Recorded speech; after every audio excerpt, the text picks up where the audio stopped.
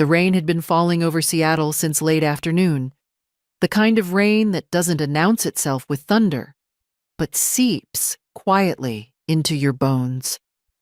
I was sitting on the leather sofa in the living room, my hands folded in my lap, staring at the papers on the glass table in front of me. My name is Evelyn Parker. Across from me sat my husband of 7 years, Daniel Parker. He didn't look angry.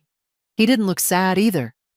His face was calm, polished, almost professional, as if we were closing a business deal instead of ending a marriage. The sharp click of his pen echoed in the room when he placed it down. That sound cut deeper than any raised voice ever could. "Sign it," Daniel said. His tone was flat. "There's no reason to drag this out." I looked down at the divorce papers. His signature was already there. Bold, confident, final. Outside, rain streaked down the windows, blurring the city lights into long, trembling lines. For a moment, I couldn't speak. My throat felt tight, as if someone had tied a knot around it. "This house is in my name," he continued, standing up and straightening his jacket. "The car, too. You came into this marriage with nothing, and you'll leave the same way. I'll give you some money. Enough to rent a room and get back on your feet. Consider it courtesy." Courtesy. 7 years collapsed into that single word. I had poured most of my savings into this home. I had built my business while supporting his career. I had believed every promise he ever made. And now he was erasing me with the same ease he used to erase emails. "Why?" I asked quietly. My voice barely sounded like my own. "What did I do wrong?" Daniel smiled, not warmly, not kindly. It was the smile of someone who had already moved on. "You didn't do anything wrong, Evelyn," he said. "You just don't fit into my life anymore." That was when the bedroom door opened.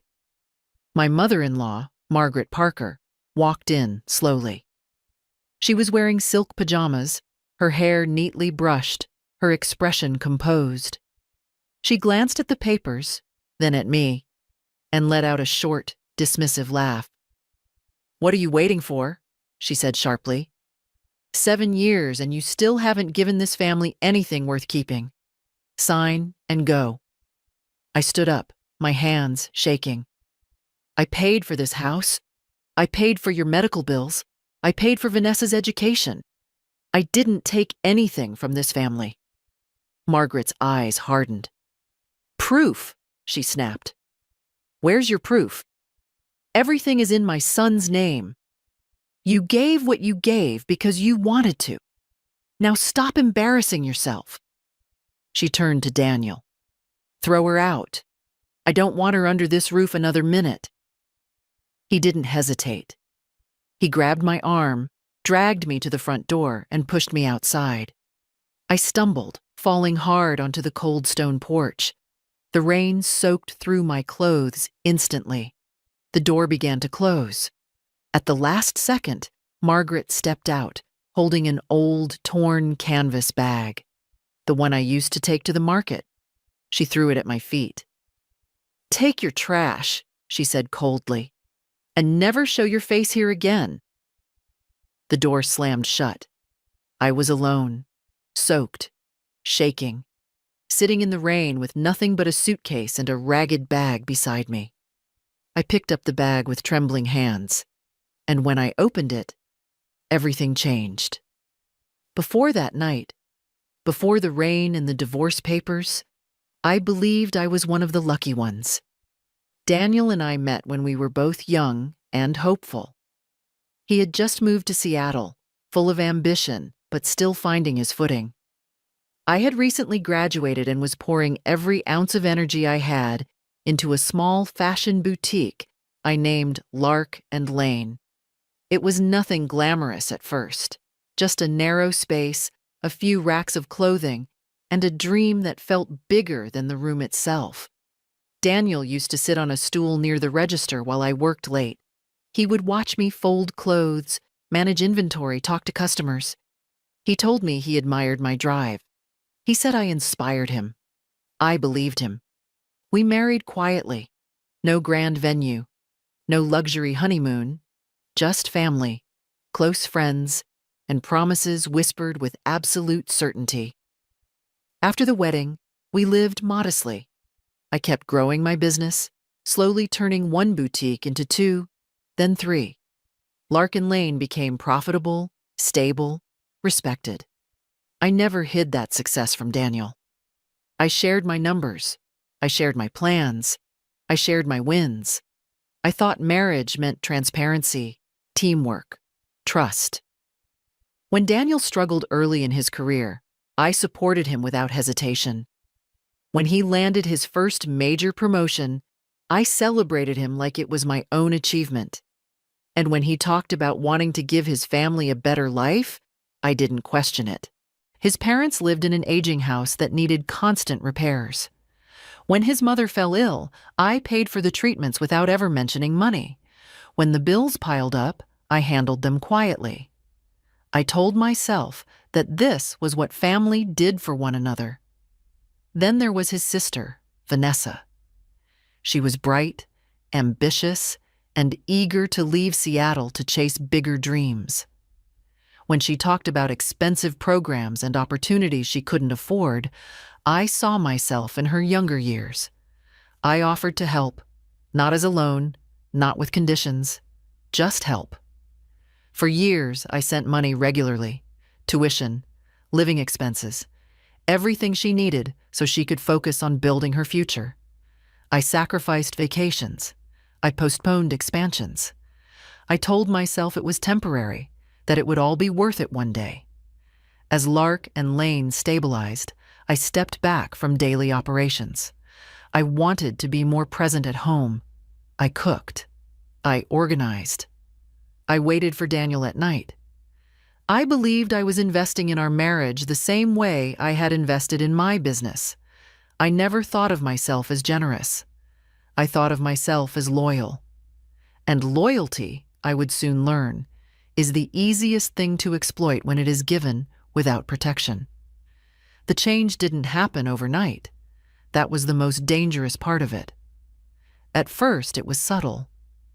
Daniel started coming home later than usual. He said work was demanding more of him. New clients, new expectations, new pressure. I believed him, because ambition had always been part of who he was. Then the late nights turned into missed dinners. Missed dinners turned into weekends spent networking. His phone was always face down. His answers became shorter, colder. When I asked if something was wrong, he sighed like I was exhausting him. "You worry too much," he said. "This is just how success looks." Around that time, Vanessa came back to Seattle. She wasn't the same girl I had supported for years. She dressed differently, spoke differently. She talked about circles I didn't recognize and opportunities I didn't understand. She teased me about staying home too much, about focusing on my business instead of enjoying life. "A woman needs to keep up," she once said casually. "Men get bored when things feel predictable." I laughed it off. I thought she was just young and blunt. I didn't realize she was testing boundaries. Daniel began going out with her more often. Dinners, events, private gatherings. He said Vanessa was helping him make connections. I wanted to be supportive, so I stayed quiet. But the house felt different. He stopped asking about my day. He stopped listening. When I tried to talk about Larkin Lane, he waved me off. "You've already made your money," he said once. "Let me focus on mine." That sentence stayed with me. Sometimes he came home smelling unfamiliar. Not like cologne, like someone else. When I asked, he snapped. "Do you hear yourself?" he said. "You sound paranoid." I started questioning my instincts instead of his behavior. I cooked his favorite meals. I dressed better. I tried harder. And the more I tried, the more distant he became. He spoke to me like a problem that needed managing, not a partner who deserved honesty. Margaret noticed too. She grew sharper with me, more critical. She commented on how quiet I was, how little space I seemed to take up. "You've changed," she said once. "You used to be more useful." I told myself it was stress. I told myself all marriages went through seasons. I told myself patience was strength. What I didn't know was that patience to the wrong people looks exactly like permission.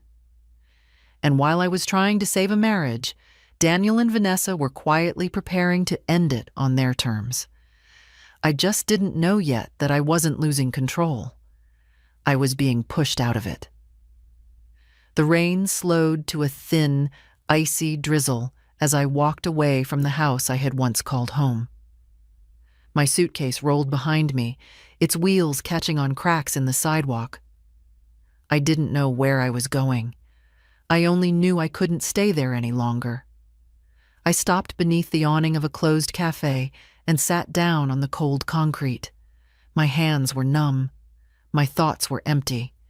The only thing beside me was the torn canvas bag Margaret had thrown at my feet like a final insult. I stared at it for a long moment. It was the same bag I used to take to the market. Faded, frayed at the edges, ordinary. I expected to find a few old clothes inside, maybe things they didn't bother to keep. With a slow breath, I opened it. The first thing I saw wasn't clothing. It was a small, dark blue passbook wrapped in clean leather, new, completely out of place. I took it out, confused. The bank name was familiar. My hands began to shake as I opened the first page. Account holder, Evelyn Parker. Balance, $20 million. I closed it, opened it again, read the numbers once more. My heart pounded so hard I thought I might pass out. This didn't make sense. I had never opened an account like this. I had never seen this kind of money in my life. Beneath the passbook was a folder of documents, neatly organized and sealed. Property papers. The address wasn't the house Daniel had thrown me out of. It was a townhouse in Queen Anne, one of the most desirable neighborhoods in Seattle. Owner, Evelyn Parker. Paid in full. My vision blurred. I pressed my fingers into my arm, grounding myself in the cold, solid pain. This was real. It had to be. At the bottom of the bag, I found an old prepaid phone and a folded letter taped carefully to the back of it. The handwriting was unmistakable. Margaret. I unfolded the letter slowly, my breath shallow. Evelyn, if you are reading this, you are probably hurt. You are probably angry, and you have every right to be. What I did today was cruel.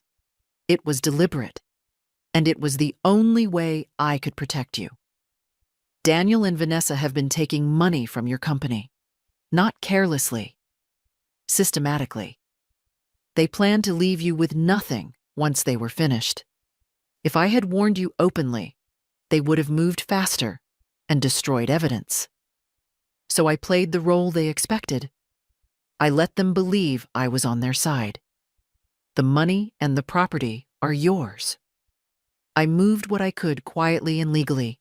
Use the phone in this bag. Do not use your old one. Pretend you are broken. Pretend you have nothing. This is not over. But now, you are no longer alone. My chest tightened as tears finally fell. Not from despair this time, but from something I hadn't felt in a long while. Hope.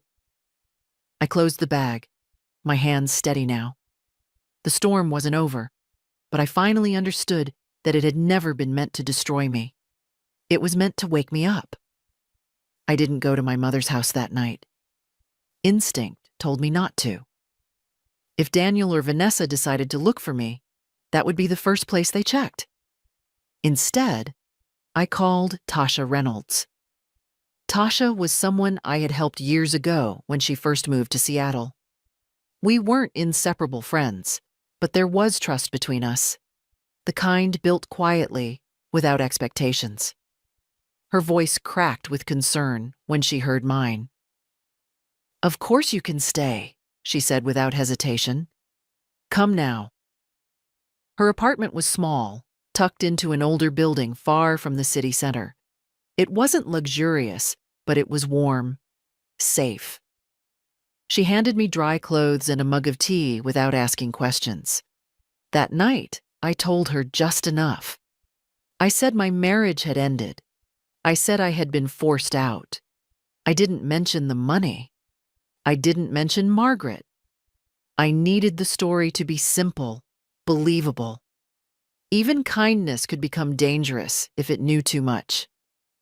When Tasha finally went to sleep, I sat alone on the couch with my laptop. I logged into the internal system for Lark and Lane. At first, everything looked normal. Sales, payroll, inventory. Then I focused on expenses from the last 6 months. My eyes stopped on a category labeled consulting and marketing services. The payments were consistent. Too consistent. Each month, large sums were sent to a firm called Blue Ridge Consulting, LLC. I frowned. I didn't remember approving any long-term consulting contract, especially not one with numbers like these. I searched the company name. The registration details loaded slowly, each second stretching my nerves tighter. Owner and legal representative, Daniel Parker.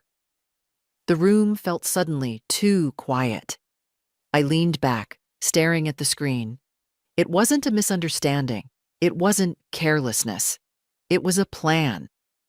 Daniel had built a shell company using my money, funneling funds out of the business I created, while standing in front of me every night and asking what was for dinner. My phone vibrated.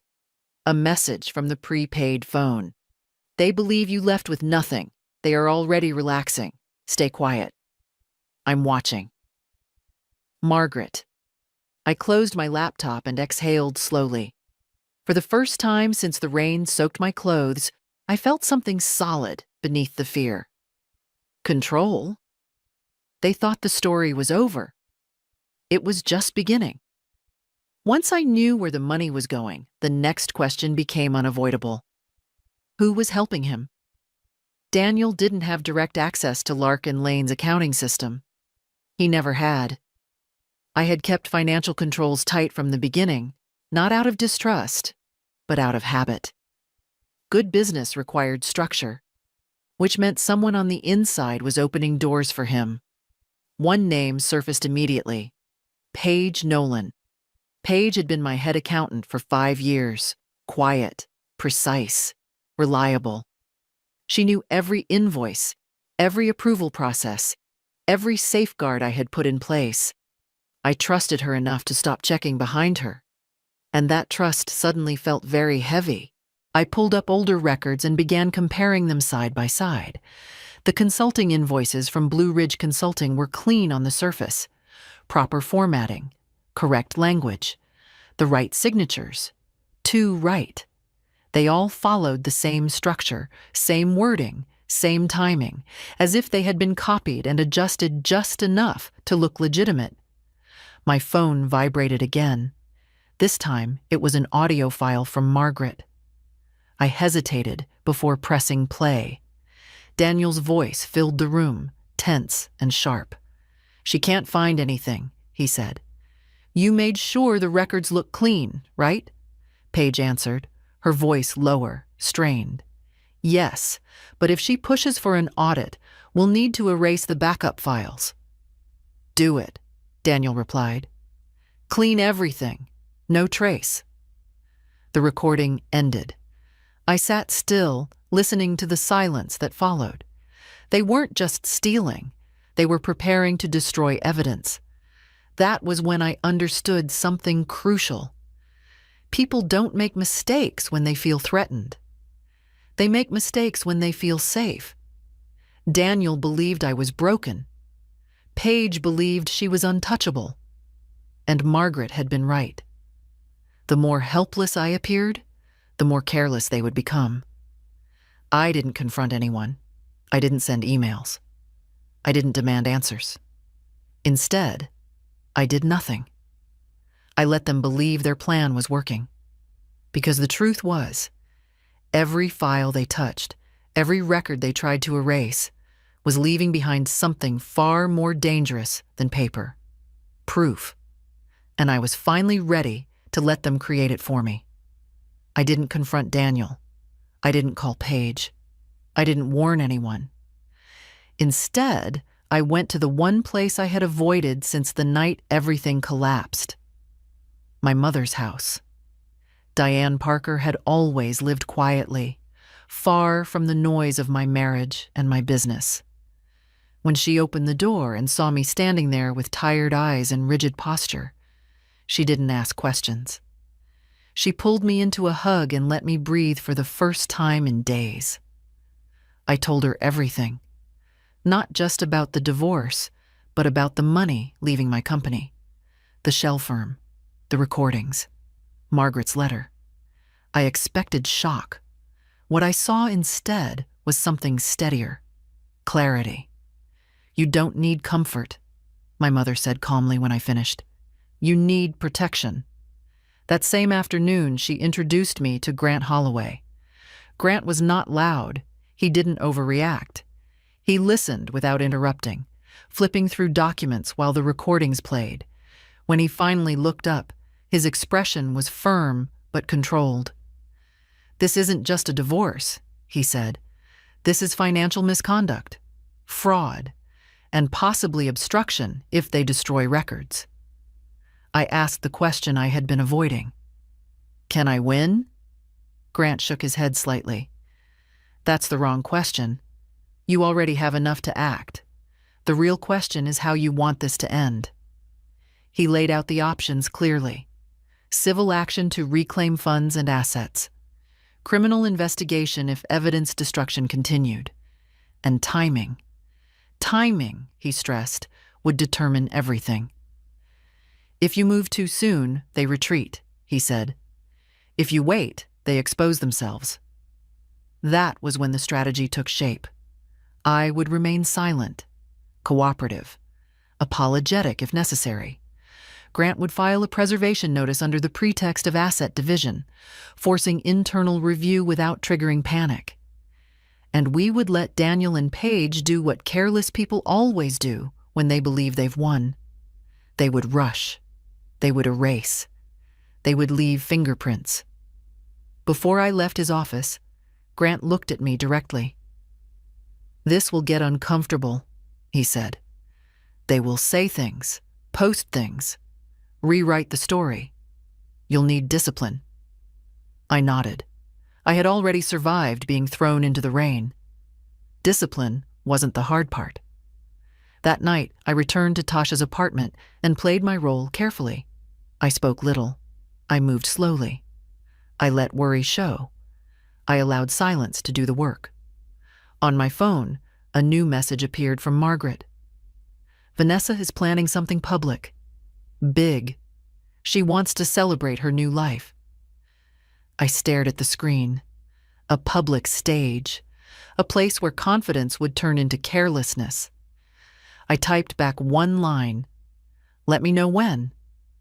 I set the phone down and looked out the window at the city lights. Daniel thought I had reached the end. What he didn't understand was that endings don't begin with noise. They begin with patience. Vanessa's party became the center of everything without her realizing it. She talked about it openly, a celebration of new beginnings, a chance to introduce her new circle, a statement.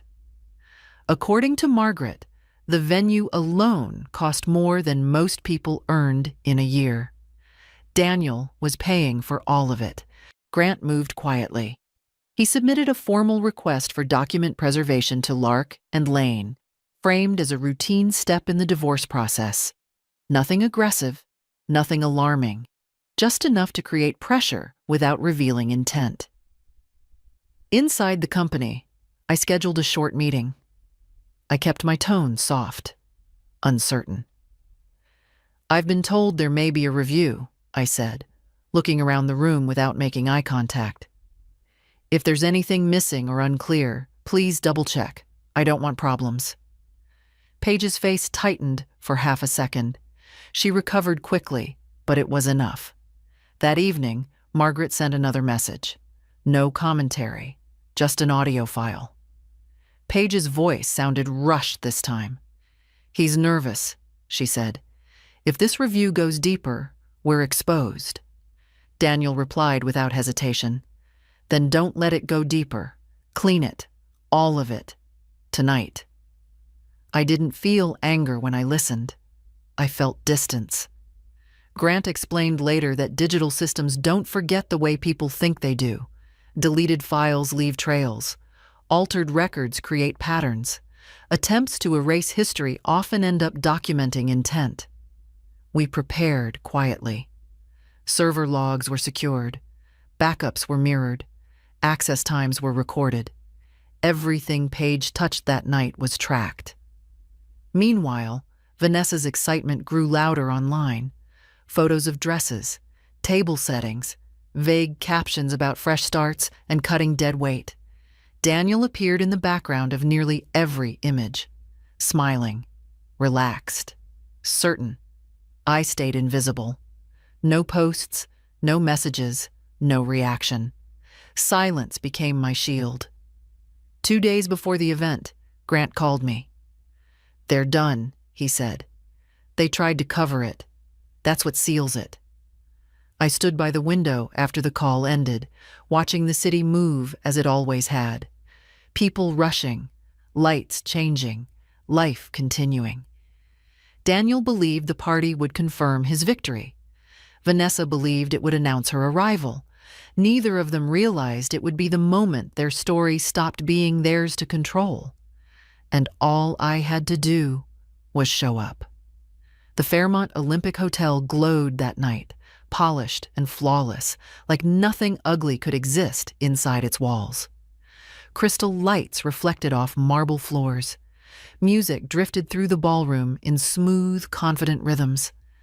Guests moved easily from laughter to champagne, dressed in confidence and expensive fabric.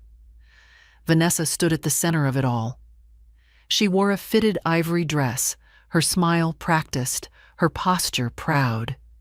This was her moment, a public declaration that she had stepped into a better life. Daniel stood nearby, relaxed, one arm resting casually around Brooke Lawson, the woman he had replaced me with. They looked untouched by consequence. I arrived quietly. No dramatic entrance, no announcement. I walked in with Grant Holloway and 2 notaries, blending into the edges of the room until the moment arrived. A few heads turned. Whispers followed. People recognized me. The discarded wife. Vanessa froze when she saw me. Daniel's smile faltered, just slightly. Enough to notice. Before either of them could react, the host tapped the microphone and invited everyone to direct their attention to the main screen for a special presentation. That was my cue.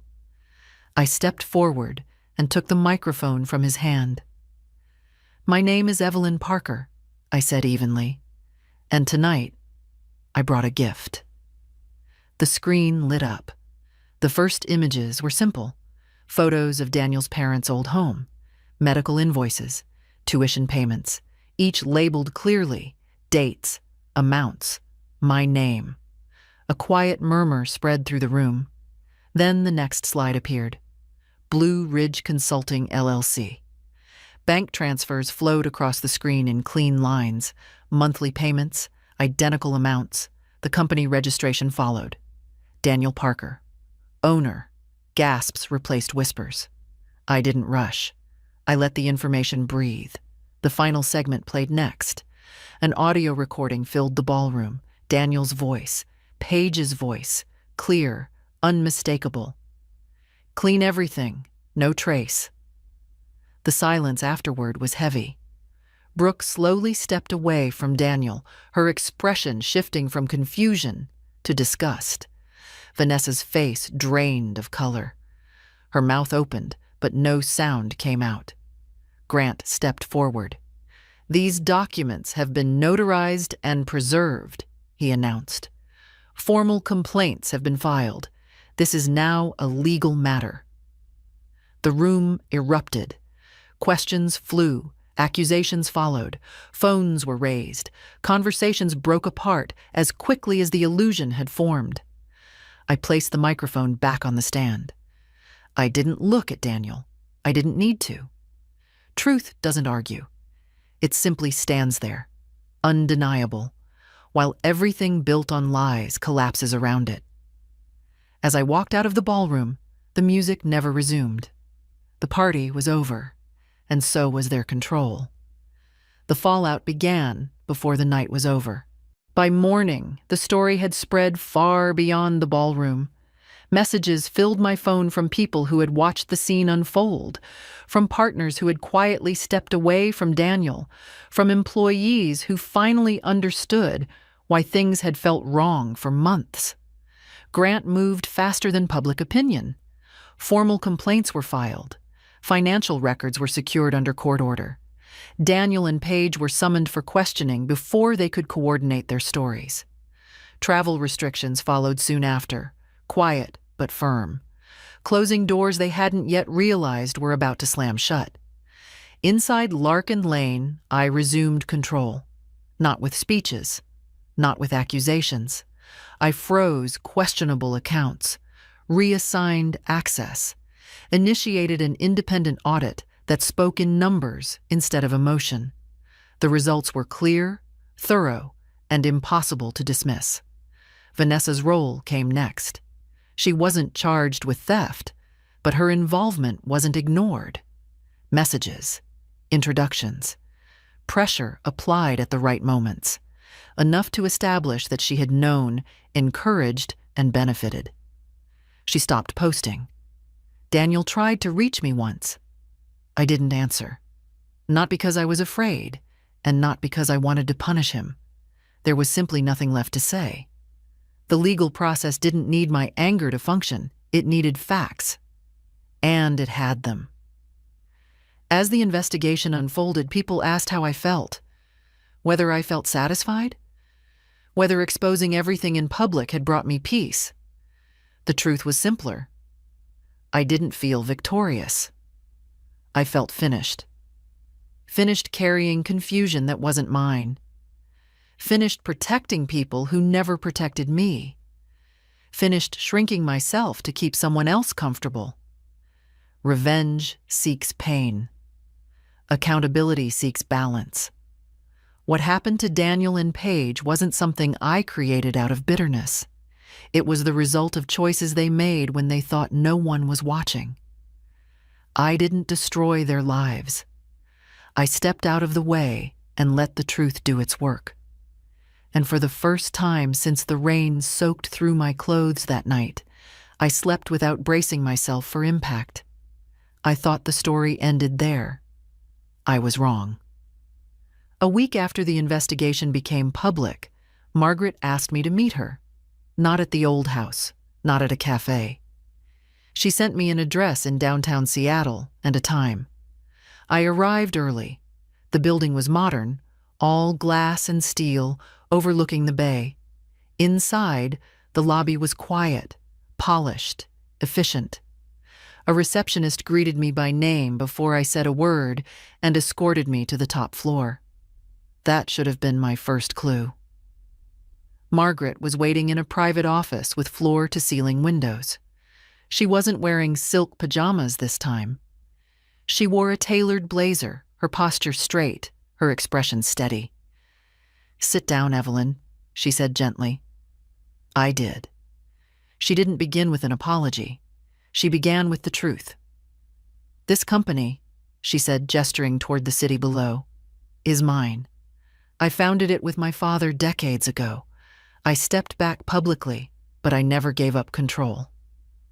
Whitmore Development Group, one of the largest real estate firms on the West Coast.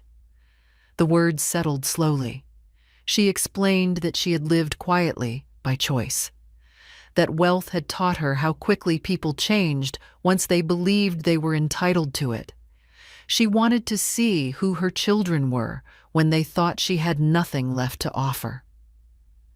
Daniel and Vanessa had answered that question for her. You, she said, meeting my eyes, answered a different one. She told me she had watched how I treated her before money or power was ever visible, how I paid bills without reminders, how I showed up without being asked, how I gave without keeping score. That's why I stepped in, she said. Not to punish them, to protect you. She slid a folder across the desk.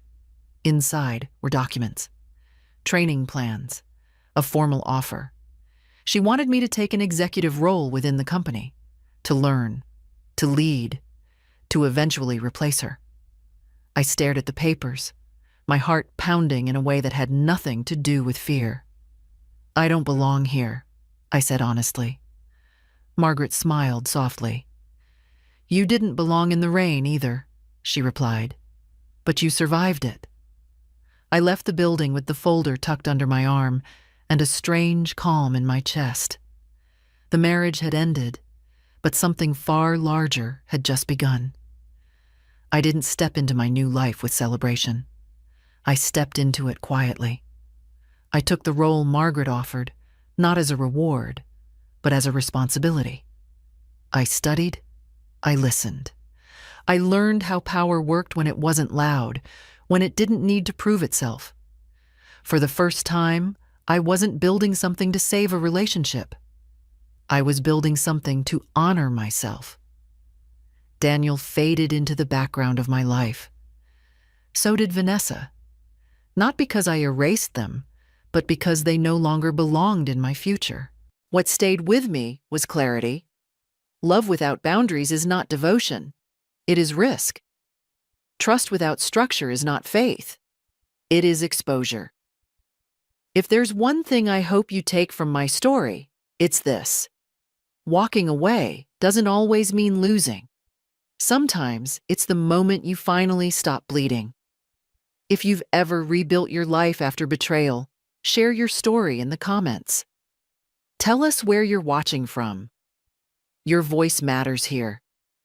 If this story spoke to you, like, share, and subscribe to The Art of Revenge. Because sometimes the greatest revenge isn't destruction. It's becoming untouchable. Thank you for staying with Evelyn's story until the very end. Stories like this are not about revenge for the sake of pain. They are about truth, boundaries, and the quiet strength it takes to walk away when staying would cost you everything. Evelyn didn't win because she exposed anyone publicly. She won because she stopped accepting less than she deserved. She chose clarity over chaos, accountability over anger, growth over bitterness. If you see yourself in any part of her journey, know this. You are not weak for trusting. You are not foolish for loving deeply. But you do have the right to protect what you build, emotionally and financially. On this channel, The Art of Revenge, we share real-life-inspired stories of people who were pushed to the edge and chose to stand back up with dignity. If this story resonated with you, please like the video, share it with someone who may need to hear it, and subscribe for more stories like this. And if you have a story of your own, one about resilience, loss, or reclaiming your life, leave a comment below. Your story might be the one that helps someone else survive their storm. Until next time, take care of yourself